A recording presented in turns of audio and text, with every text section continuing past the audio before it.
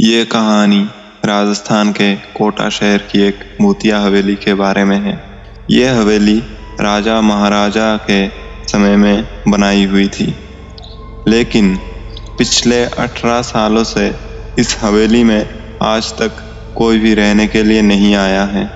इच्छा होने पर भी इस हवेली में कोई भी नहीं रह पा रहा था, क्योंकि लोगों का कहना था कि इस हवेली में भूत प्रेत का साया है। जब अजीत सिंह को इस हवेली के बारे में पता चला तो उसने तय किया कि वो इस रहस्य को जानकर ही रहेगा। क्यों लोग इस हवेली में नहीं रह पा रहे हैं? उसने मजबूत इच्छा शक्ति से हवेली में रहने की पूरी तैयारी कर ली। जब उसने हवेली के अंदर जाने के लिए पैर आगे बढ़ाए तो दरवाजे पे किसी अनजान व्यक्ति ने उसे रोक लिया और नजदीक जाके बोले, कौन हो आप और किधर जा रहे हो? अजीत सिंह ने जवाब देने के बजाय उसने सामने सवाल किया, जी आप कौन? मेरा नाम अर्जुन सिंह है और मैं यही पास में रहता हूँ। अजीत सिंह ने कहा, ओह अच्छा, मैंने सुना है कि ये एक भूतिया हवेली है और यहाँ कोई नहीं आ पाता है, इसलिए मैं इस हवेली में एक दिन रुकने का फैसला किया है।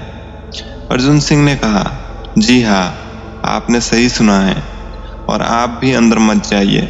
मेरी माने तो आप भी वापस लौट जाइए, यहाँ बहुत खतरा है। ये सुनकर अजीत सिंह खुश हो गया, जैसे उन्हें कोई लॉटरी लग गई हो। अर्जुन ने उसकी खुशी को देखकर बोला, आप क्यों खुश हो रहे हैं? आपको तो भूत का नाम सुनकर डर लगना चाहिए। शायद आपको पता नहीं होगा कि मैं भूत प्रेत में काफी दिलचस्पी रखता हूँ। अगर इस हवेली में भूत है तो मैं अंदर जरूर जाऊंगा और सारी सच्चाई का पता भी लगाऊंगा। इतना कहकर अजीत सिंह उस हवेली में चले गए।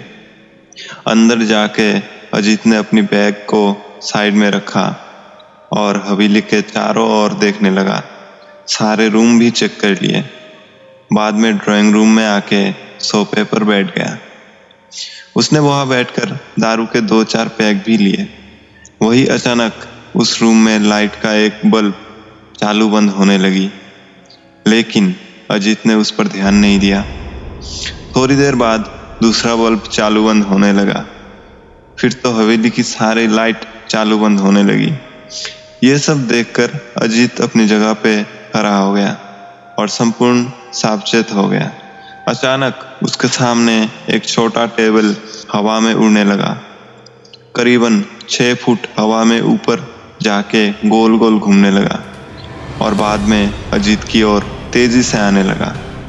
अजीत ने तुरंत ही अपनी जगह बदल दी और दूसरी ओर चला गया और वो टेबल वही जाकर गिरा जहां अजीत खड़ा था। अजीत कुछ समझ पाता उतने में सोफे की सीट उसकी ओर आने लगी।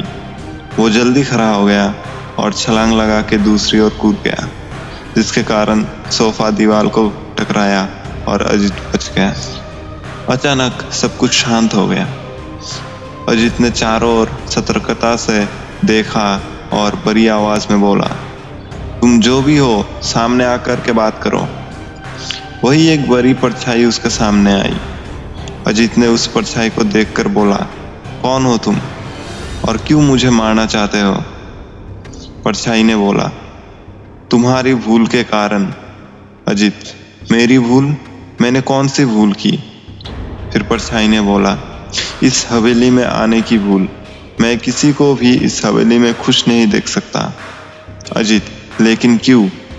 वो परछाई जवाब दिया, आज से 18 साल पहले इस हवेली के मालिक ने मुझे यहीं पे ही मार डाला था।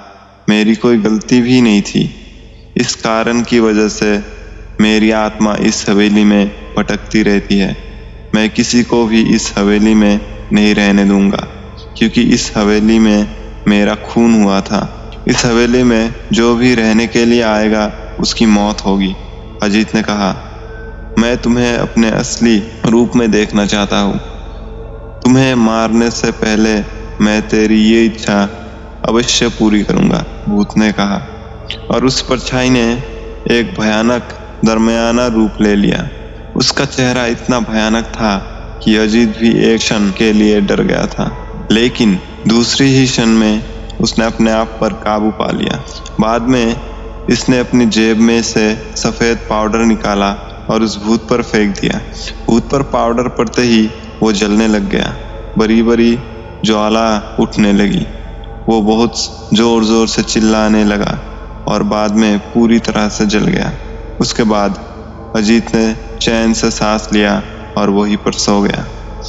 दूसरे दिन सुबह जब अजीत को सही सलामत हवेली से बाहर आते देखा, अर्जुन को आश्चर्य हुआ। अर्जुन ने अजीत से पूछा, तुम कैसे जिंदा हो? जब अजीत ने अर्जुन को कल रात को घटी घटना को पूरी तरह से बताया और बोला, अब ये हवेली भूतिया हवेली नहीं रही। दोस्तों, आपको ये कहानी कैसी लगी? अगर अच्छी लगी हो तो मेरे चैनल रियल घोस्ट स्टोरीज को ज़रूर सब्सक्राइब करें। और हमारे चैनल में 50 लोगों का एक परिवार बन चुका है, तो मैं चाहता हूँ ये परिवार और भी बड़ा हो। और जिन 50 लोगों ने सब्सक्राइब किया है उन लोगों को बहुत ज़्यादा शुक्रिया कि आप लोगों ने सब्सक्राइब किया। मेरा हौसला बढ़ा है। मैं आप लोगों के लिए ऐसे ही और डरावनी कहानी लेकर आऊँगा। तब तक के लिए अलविदा।